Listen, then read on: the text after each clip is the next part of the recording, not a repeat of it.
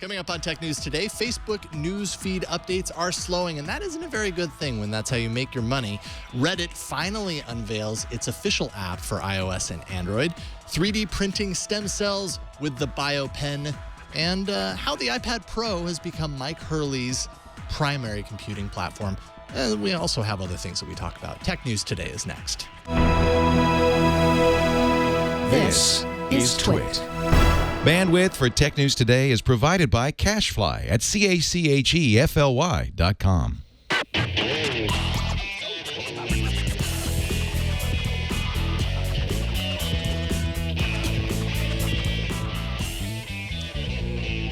This is Tech News Today, episode 1487, recorded Thursday, April 7th, 2016. This episode of Tech News Today is brought to you by Blue Apron. Blue Apron will send you all of the ingredients to cook fresh, delicious meals with simple, step-by-step instructions right to your door. See what's on the menu this week and get your first 2 meals free by going to blueapron.com/twit. That's blueapron.com/twit.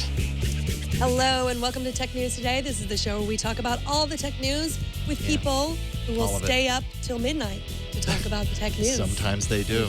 I am Megan Morrone. And I'm Jason Howell. Before we kind of move onward, we kind of went back and forth on whether to talk about Rogue One, the trailer released today, the Star Wars it's like a prequel to A New teaser Hope. trailer. I suppose, yeah, it's a teaser trailer for a prequel to A New Hope.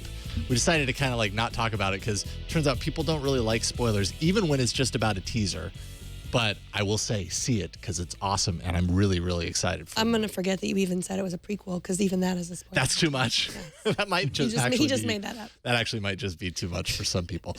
Joining us today is Myke Hurley from Relay.fm. How's it going, Myke?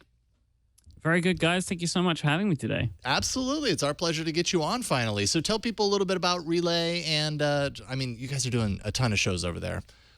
Yeah, we have like 20 shows now, and we're mainly technology focused, but we like to we make fun podcast content for niche audiences. Like one that we like to mention quite a bit is we have a podcast about pens at Relay FM.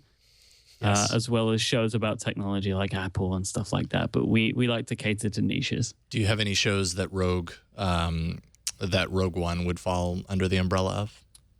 We don't. We like to leave that stuff to Jason at The Incomparable. That makes sense. And Jason does a podcast with you also, doesn't he?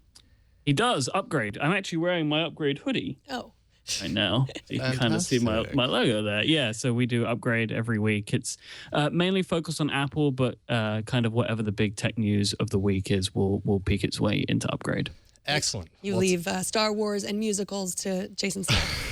Just those. Pretty much. That's it. Pretty much. Otherwise, everything else.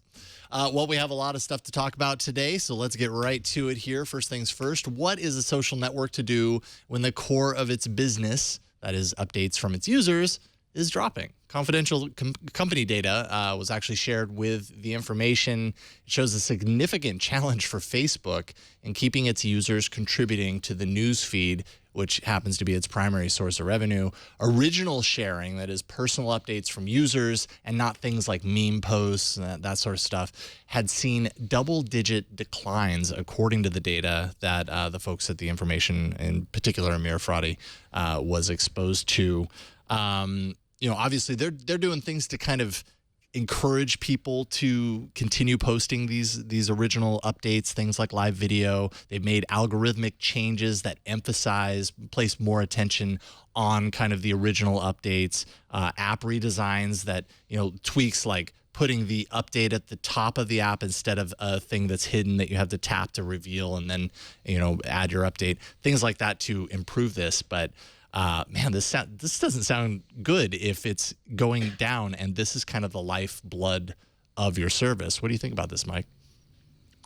It doesn't surprise me. I think that when Facebook began and it was just a place where people were talking to their friends, they would share their private things or their own thoughts. But now your mum and her sister and her brother and maybe your grandma and your grandpa, they're all on Facebook. So sharing personal things, I think, has become a little bit more difficult in the newsfeed. I would expect these days most people share their personal things still within Facebook, but in Messenger as opposed to on the wall. I completely agree. I think it's not just your family. I mean, Facebook sort of forces us to friend all kinds of people that you're not really friends with. You know, people in town that you would walk by in the grocery store and not even really say hi to, but then they somehow asked you to be their friend because they're connected to so-and-so who's connected to It really so-and-so. depends on what your definition of what Facebook is for as a social network is. So to me, it seems what about employers as well? You know, like future potential employers. I'm sure I know that people do this stuff, like look at what's going on Facebook and stuff like that. Like, that's even worse. Right. I think that everyone sort of figured that out. I feel like this is a natural evolution. I'm not saying Facebook's going anywhere. Like, evolution moves slowly. But there was that generation that messed up on Facebook all the time, posted pictures of themselves when they thought it was just their friends, when they thought it was, and then you were told, I think I was too old Facebook was around after I had stopped messing up, thankfully. But I had one mess up. But then, they've been told, like, don't, your employers will look at this, your school will look at this, and they've learned, and they've all moved to Snapchat where, things don't stay around. 15% drop year over year as of the beginning of 2016. 2015, it was 21%. So it's improved. It's not dropping as significantly as far as like original updates are concerned, but it's still not good. And yes, I mean, much of the article is about kind of the move to, more ephemeral messaging. Like, Facebook is what it is at this point. The perception is that it's not as safe to post in a place like Facebook as it is to post in a place like Snapchat. But this isn't kind of isolated to just Facebook either. Instagram has actually seen declines as well, and they're kind of trying to figure that out. Too many steps in the posting process kind of slows things down. Ultimately, it's definitely something that obviously Facebook has a challenge in front of them, and there are actually people inside of Facebook that are saying, like, this is almost to a certain point unsurmountable. Like, it's almost like this is the direction, and trying to reverse that trend at this point is going to be very difficult, if not impossible. But who knows? Saying that about Instagram is kind of peculiar because that is very surprising to me. I wonder if it's to do with the march of brands. Like, as soon as brands and websites and content creators start pushing in, people start to consume more than they do put their own content out there. Because, I mean, that's the only way I could think that Instagram would have this kind of problem. I don't know. I mean, I feel to a certain degree it kind of, at least, and this might be my recurring personal view as far as social networks are concerned, but it's just this saturation point with social networks where I just think there's so many of them, right? And a certain group is going to stick around Facebook. Let's say if 50% of the posts, which comes from the report, are coming from the same people, like original posts are only coming from 50% of Facebook's users. And when you're talking about more than 1 billion 5 users, however many it is, that's a lot of people. If only a certain percentage of those are doing it, maybe that's a certain segment. Let's say the older users that's just the social network they use. They don't use Instagram. The younger users have moved on to something else, and that's the one that they use. And Instagram, I feel like there's like a shelf life that I recognize in social networks, and they only last for so long to certain generations. And then it's kind of like, what's the next thing? So maybe this is just the way it goes with social networks. Yeah. Well, it's a speed thing, too. When they were talking about Instagram, I think Facebook's problem was specifically that there were too many reposting of non-original content.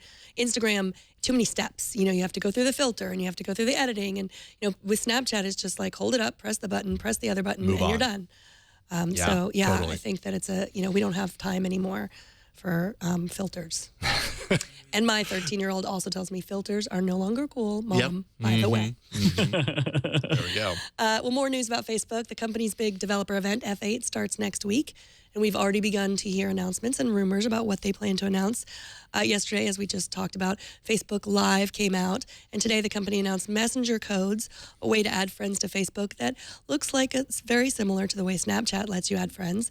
And TechCrunch also had obtained a few leaked documents, leading some to believe that Facebook is poised to announce a new messenger platform overrun by bots. Dun, dun, dun. And I am curious what makes them think that their new chat bots will fare any better than the ones that we saw, the one that we saw crash. And You're talking burn. about Tay. Tay, just disaster. Tay's on the mind right now, Yeah, right? so Okay. I mean, I know it's a little bit different, and I've used some chat bots in Facebook. Like I don't know if you've used Assist bot. It's pretty simple. It's like where can I order food and where can I get a hotel. But Myke, what do you think about bots in Messenger?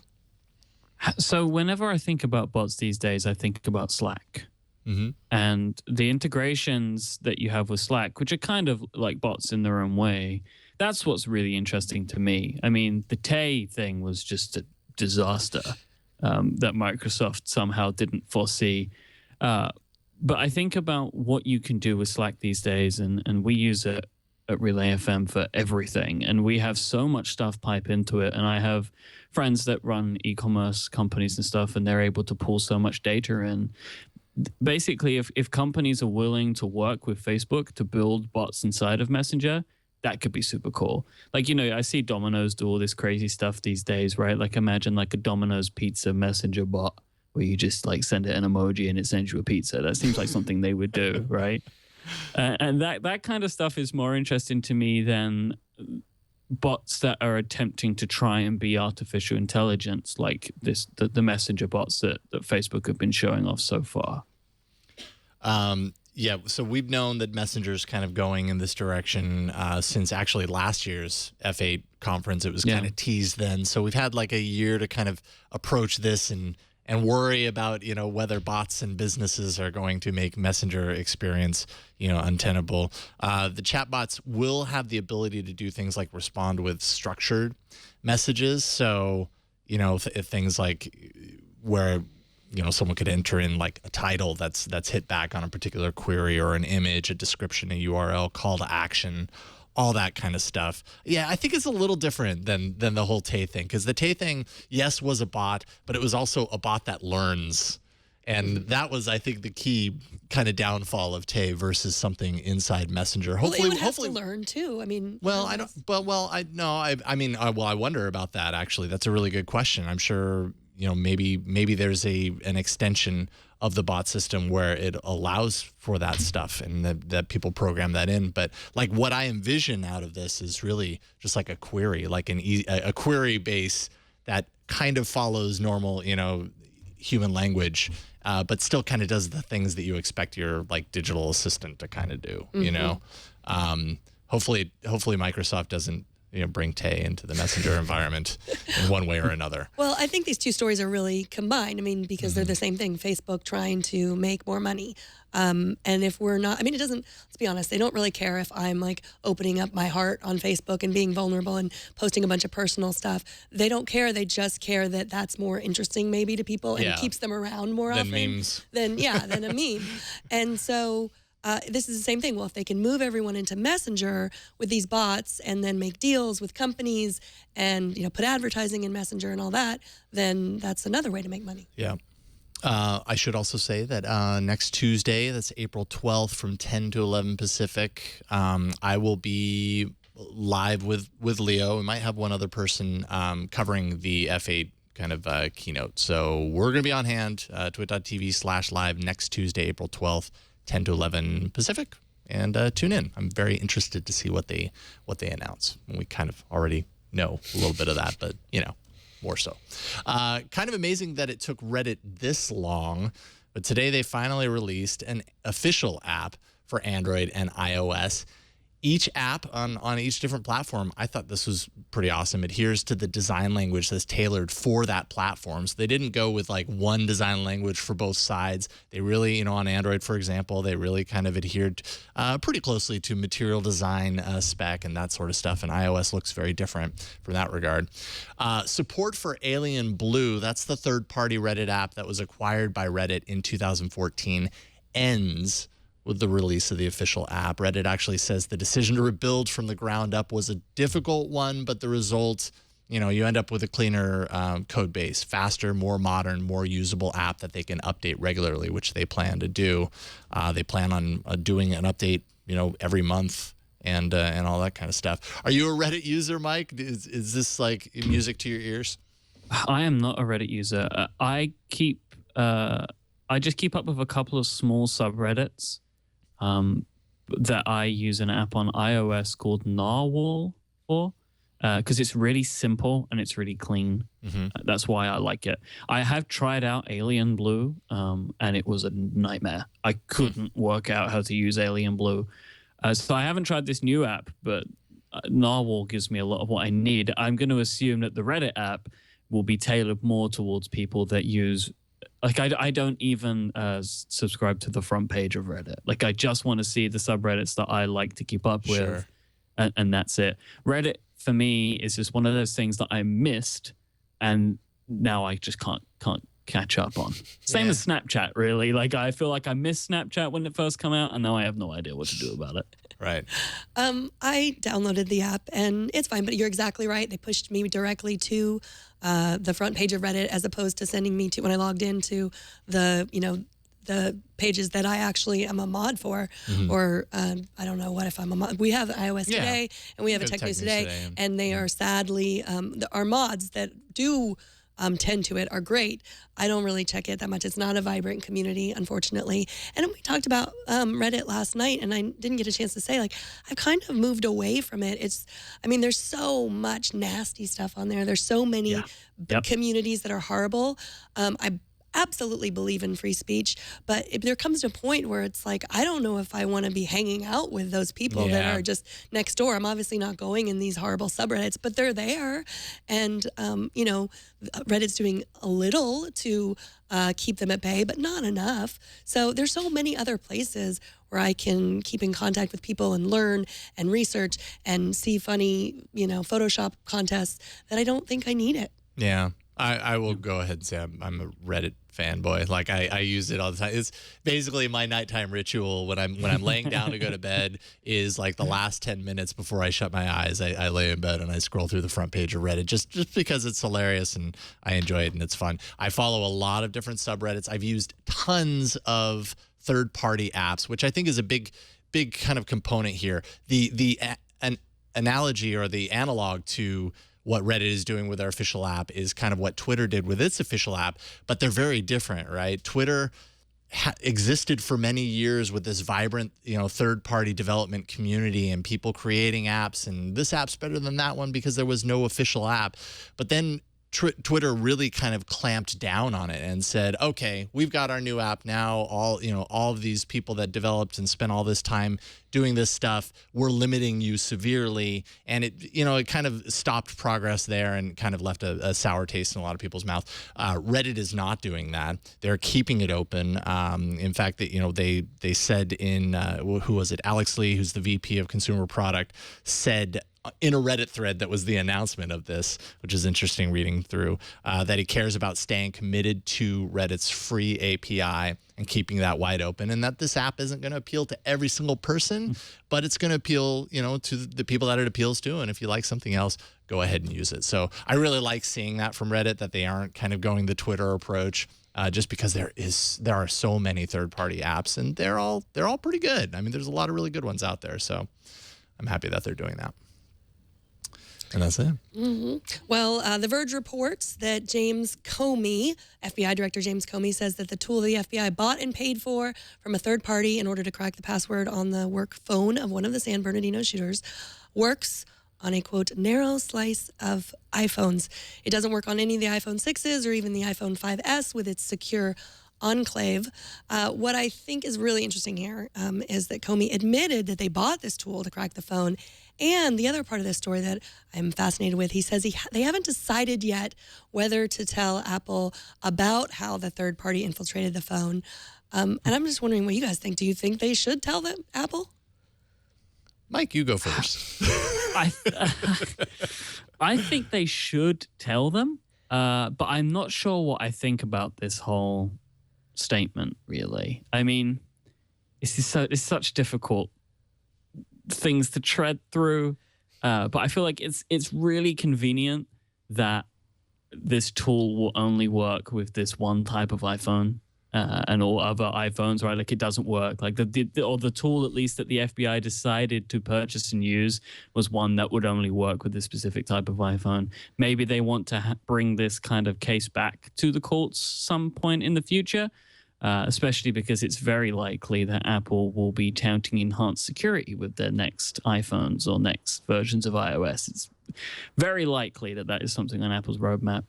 It is such a difficult thing to talk about, but I think if the FBI knows something that Apple don't in regards to security of their devices, they probably should tell them. I don't think they will. Yeah, from a user standpoint, let's say, it would be nice for users to know that Apple has their back. Obviously, if they told Apple, what does Apple do? Apple fixes the hole, and then they don't have that access anymore. So I don't think there's any way they're going to tell Apple, but I suppose that could be proven wrong. Do I feel like they should? Well, I mean, for the users that might have an insecure device as a result of it, sure. But yeah, like you say, Myke, it's really kind of tricky because you understand, at least to some degree, where their desire to have this access comes from. Some of it they outright say, and some of it maybe they are a little bit more cagey about. But so you kind of understand the reason behind it. But yeah. I mean, I think that it could be that it just works on this phone because the 5S was when they started the thumbprint and the secure enclave, which I like to say. But yeah, it's this big question about whether we have the right to be completely dark. And, obviously law enforcement doesn't want that. And that's separate from this other issue, which is, does the government have the right to demand that Apple make their products insecure, make this government OS? And I mean, obviously, I don't think that the FBI thought they had this case. Otherwise, I think they wouldn't have backed down, which is what they did, down or found someone to crack this one iPhone. It's sort of the same thing, I think. Right. Yeah, I would agree. And finally, thanks to A Mentor for Kids, that's the name in the TNT subreddit, for this story and our ongoing look at how neato 3D printers are becoming. Check out the Biopin.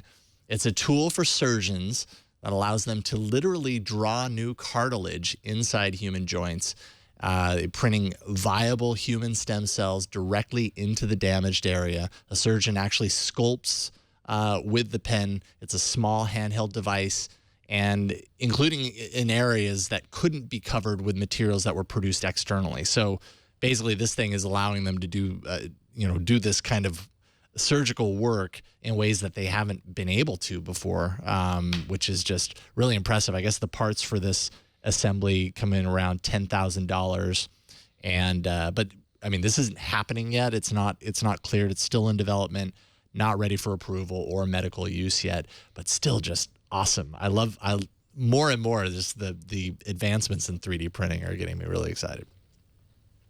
Yeah, I wonder, like, in 50 years' time, will we even need to have organ donors anymore? It's a really good question.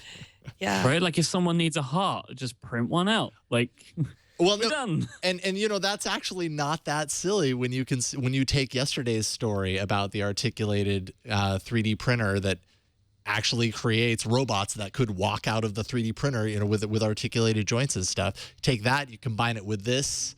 I mean, yes. I mean, it's basically the same thing. You're printing a working prototype heart, let's say, out of stem cell. It's just crazy. As long as you're okay with a robot heart. What's that? As long as you're okay with a robot heart, then robot heart's better than no heart. Would you be okay with a robot heart? Yes. Yeah, it's interesting. I think I never heard of 3D printing with a pen like that. It has to be that specific. I think that's really interesting too. So yeah, there are some limitations. It's very heat sensitive, it says. So it reminded me actually, and then of course I found a link to Lance Ulanoff at Mashable, his article on the Cryopop, which was an Indiegogo campaign that allowed you to do 3D printing. Well, you're seeing it in a video right here, basically in the 3D space. You're actually printing lines out in space and being able to stack things up and draw in a three-dimensional way with a pen. So kind of along those lines, but very, very cool stuff. All right, up next, the 9.7-inch iPad Pro, or as Megan calls it, the Baby Pro, is hitting the hands of those who were quick to order after the announcement last month. Myke and Megan have both spent some time with the device and have some thoughts. We'll talk a little bit about that. But first, let's take a minute to thank the sponsor of this episode. That's Blue Apron. I'm pretty sure you want to know how to cook. You need to know how to cook. It's certainly a good skill to have. Not only will you feel like you know your way around the kitchen, but cooking at home means eating healthier, making things that you want to eat, saving money instead of ordering expensive takeout again. You don't need another pizza. Where do you start? I know I don't need another pizza. Where do you start? Blue Apron has you covered for less than $10 per meal. Blue Apron delivers all the fresh ingredients that you're going to need to create home-cooked meals. All you got to do is follow the easy step-by-step instructions that are included in the box. Each meal can be prepared in under 40 minutes. No more overwhelming trips to the grocery store, especially the last minute. No more sad takeout. No matter what your dietary preferences are, Blue Apron actually takes that into consideration as well. Makes it a breeze to discover and prepare all the dishes that they put out. And they never duplicate their dishes, so it's always different. Spring gemelli pasta with garlic, sugar, snap peas, crispy capers and soft-boiled eggs, or roasted chicken and mixed mushrooms with crispy rosemary orange salad and chipotle pan sauce. You're doing this all right in your kitchen. You're the one cooking this stuff. Cook with ingredients that you've never used before. Things like watermelon radishes, yuzu juice, labna cheese. Recipes are between 500 to 700 calories per portion. It's all just delicious food. It's good for you, and you made it. Right now, you can get your first 2 meals free. Just go to blueapron.com/twit. Check out this week's menu, and you'll get your first 2 meals free by going to blueapron.com/twit. Love Blue Apron, and we thank Blue Apron for their support of Tech News Today. So first, I should say that I did not coin the term baby pad. You didn't? No, that was, I believe, Serenity Caldwell from iMore Well, up with the term baby pad. It's a good term. And then a viewer called this the GiPad. That was the name, the GiPad. GiPad. So, Myke, you and I have both used both of these. Mm-hmm. This one just came out this week. This one is last fall, I guess. Seems like forever ago. But what are your initial thoughts having used both? So when iOS 9 came out in September, I started to get more interested in the iPad again. The split screen multitasking made it something that made sense to me as a product to use again. And then when the 12.9-inch iPad Pro came out, I thought it was kind of ridiculous, but I wanted to give it a go. And I immediately fell in love with it, right? So I got it when it came out last year. Having all of that space for like side-by-side apps was fantastic. And then when the 9.7-inch iPad Pro came out, I was like, I don't want that. I don't need that. And then I started thinking about it more, and I started talking to some of my friends who had them and people that I knew that had them for review. And I started to think a little bit more about my working life. So I have moved the majority of my work to iOS now. I use my iPad Pro for that. And basically the only thing that I use a Mac for now is recording and editing my shows.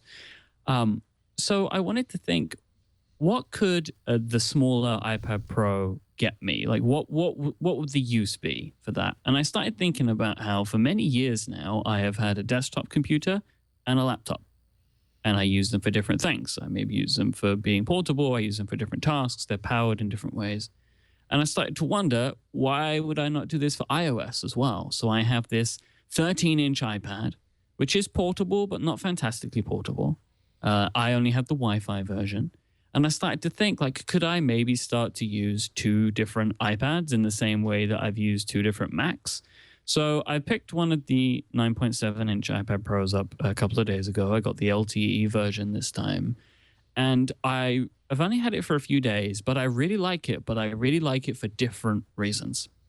So my iPad Pro, the 12.9-inch, I use that now to get my work done. I use it to prepare for shows. I use it to send out invoices. I use it for email and Slack and everything. I do everything on that thing.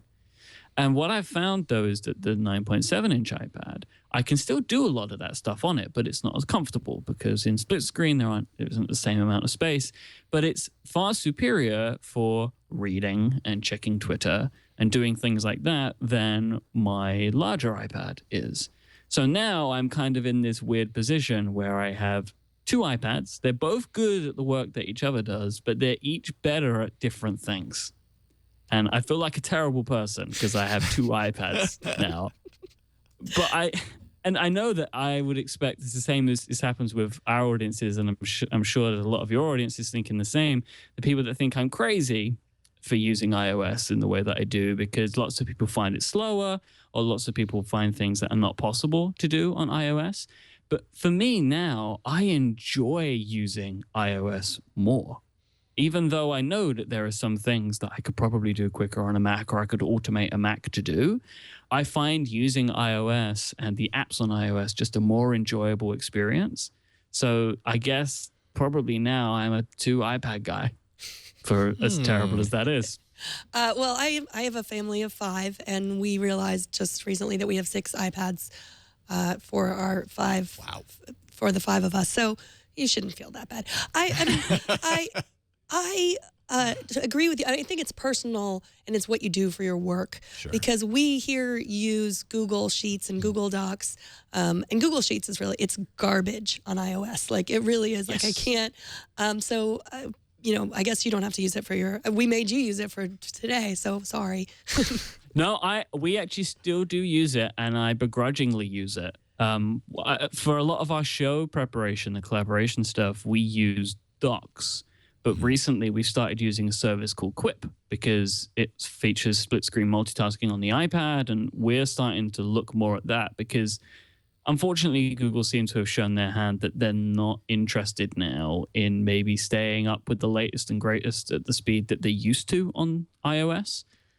Because at this point, I don't really know why Google Docs and Sheets doesn't have split-screen multitasking. At this point, it feels like just a decision at Google. It's so weird that Google wouldn't make that a priority. I mean, just based on the sheer fact that so many people are mobile now, and Google more than anything wants people using its products so that they can, target ads or whatever the case may be. I'm sure a lot of people. I mean, it's fine. I use Sheets. I mean, I'm on a Chrome OS, the Chromebook Pixel right now, so it's different from Android. But on Android, it's not my preference to use Sheets or Google Docs on Android. I do because it's there and it's okay. But I couldn't use Sheets in the same way that I do on a desktop in Android 100% of the time. So it's not even perfect there. It's just kind of surprising that that type of a ball would be dropped, because I'm sure there are a lot of iPad users like you, like both of you, iOS device users, that would use that software suite if it was better or updated or whatever. If I weren't using those tools for collaboration and I was just purely needing a word processor and a spreadsheet, I would be using Excel and Word, because Microsoft had done an incredible job with staying up to date with the new stuff in iOS, and they are ready on day one to support all the iPad Pro stuff. The Pencil is all greatly supported in those. If I was just keeping my spreadsheets, I would be using Excel now on the iPad. Mm-hmm. So do you use a keyboard with both? Yeah, for me now. So this is part of the other part of, for me, why I'm interested in the smaller iPad Pro. For me now, an iPad is a keyboard, the iPad, and the Pencil. It's all 3 of them is what makes an iPad. Yeah, and I know it makes getting into an iPad a $1,000 experience. But for me, that combination of those things, the keyboard, which is always attached, and the Pencil, which is just fantastic, and I use it for navigation on the iPad. I have been a Wacom user for a while, and I like to use the Apple Pencil just to click around the UI on iOS. It's better for RSI with me and all of that stuff. So for me, the whole package now is what it's all about. And have you figured out a way to keep your pencil, where to keep your pencil? I bought a pen loop. So again, I'm the pen guy, right? I have weird solutions. Yes. So you can buy pen loops to stick onto notebooks. So I have a pen loop, which has been stuck to the back of my iPad, and the pencil just slides in the top, and it's held in by elastic. So what does it stick on? What's the adhesive? It's just the pen loop is attached to an adhesive pad, which I stick onto the back of the iPad. Oh. You don't just keep the pencil stuck into the port when you're not using it all the time, just protruding out of the port. Yeah. Yeah, that's just walk around with it, Not begging for trouble, not asking for trouble at all. Like this? Yeah, see, super portable. It's beautiful.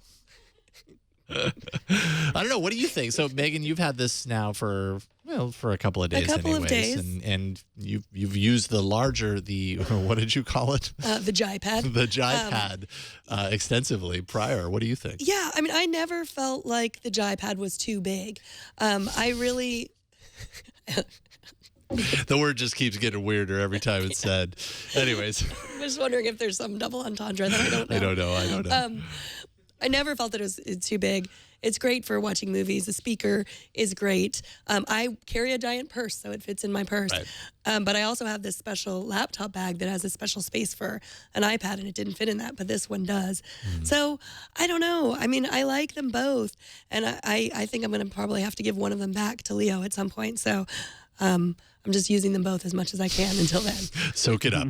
Soak it up while you can. And to kind of answer what you were talking about as far as like $1,000, per instance based on all the kit and everything like that. I mean, if you're truly replacing say a desktop computer or a laptop, that's actually a bargain. So, if that whole setup works for you, and again, like we've said, it's going to be person to person. Everybody has different needs and all that kind of stuff. But if it works for you, that's actually, you're kind of saving money if that's the best solution for you. If I was a writer and not a podcaster, I wouldn't use a Mac anymore. Mm-hmm. So I understand that. you don't podcast on your iPad? You can't? No, just right now, the tools and the setups are just not exactly where I'd like them to be. I do believe that within the next couple of years, it will be possible to do, and I will maybe start looking at doing it more then. But right now, I know people that we have a show which is actually about iOS on Relay FM, and one of the hosts, he records on iOS and edits on iOS. He's the only person that I know that does it. It's a show called Canvas, and Fraser does that. And I think that he's a trailblazer, and right. kind of, I don't envy him in that scenario because he uses multiple iOS devices to just record. I think Apple's going to make some headway into trying to make this better in the future. iOS just needs some more audio work and some more audio APIs, I think, to really help just drive that point home. Yeah, and Jason Snell sat in for me earlier on iOS Today on Monday, and he had some, I think, apps that he recommended too that he uses. Ferrite is one of them that Jason would have definitely recommended. He's edited episodes of The Incomparable with 8 people, and 8 tracks, and it's possible to do. It definitely is. Wow.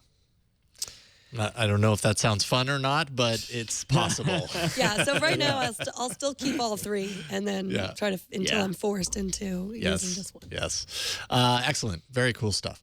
TNT's fan of the day is Stephen Perry, not that Steve Perry, a different Steve Perry, Stephen Perry at Gallifrey Rebel on Twitter, who sent us this punishing view of his exercise ritual, saying, "Keeping me distracted on the treadmill.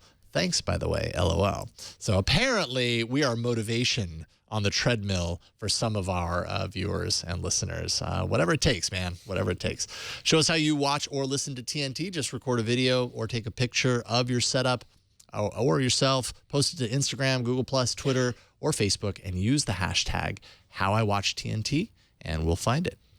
And finally, many are looking to Magic Leap to bring a new level of awesomeness to the AR/VR race. The company, you may remember, landed almost $800 million in new funding last February, the largest C-round funding in internet history, all while having no product to show for it, at least publicly, with investors recognizing its efforts as heralding a sea change due to its mixed reality technology. Well, an updated patent application that was filed this morning gives at least a glimpse of the strange world of the future thanks to Magic Leap. The overarching goal here is, of course, overlaying digital stuff on top of real stuff. And one way to understand what that means is detailed in a user's trip to a coffee shop inside the patent. So step 1, imagine wearing something that does AR stuff to the coffee shop. That's the first step.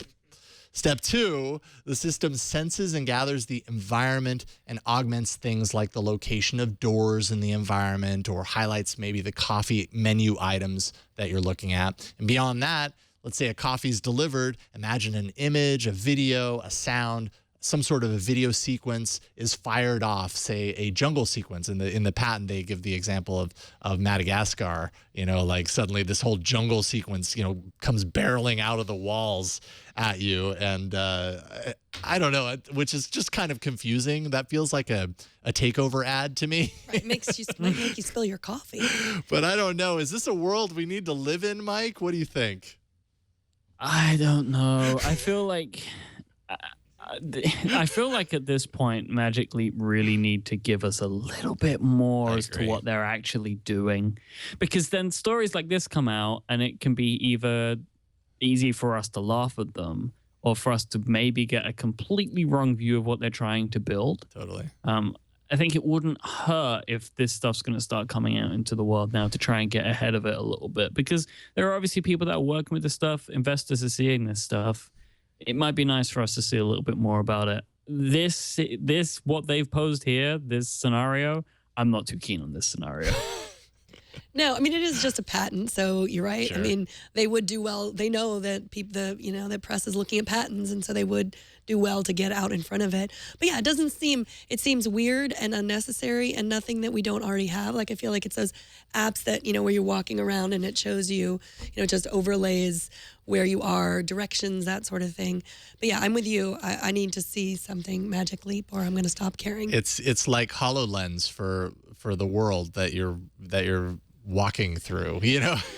And I don't know. Yeah. I don't know. I understand that maybe the long term is that's where this kind of stuff is kind of heading. It would need to miniaturize even more than it already is, and who knows? I'm not guessing that it has, but who knows? Maybe it has with Magic Leap technology. I'm guessing not so, but yeah, it just sounds like a takeover ad to me. Yeah.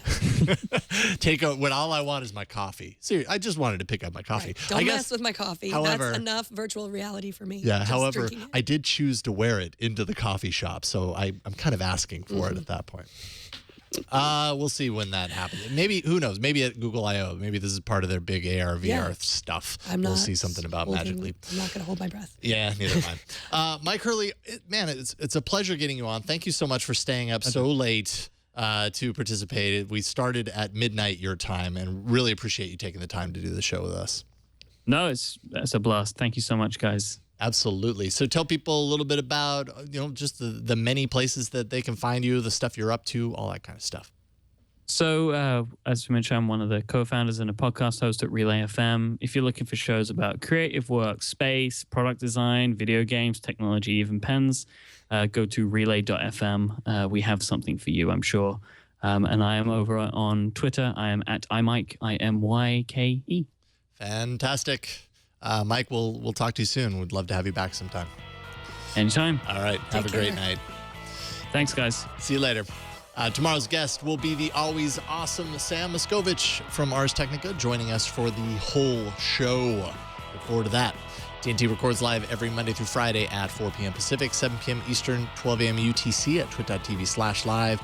Be a part of the show by emailing us, tnt@twit.tv, or leave us a voicemail at 260-TNT-SHOW. And you can find us on Twitter. We are at Tech News Today TV. You can subscribe to our show at twit.tv/TNT. And if you want to find me on Twitter, I'm at Megan Morrone. And I'm at Jason Howell. Thanks to our technical director, Kara Cole, and all the folks who help us produce this show every single day. And thanks to you, that's right, you, for talking tech with us today. We'll see y'all tomorrow. Bye, everyone. Bye-bye.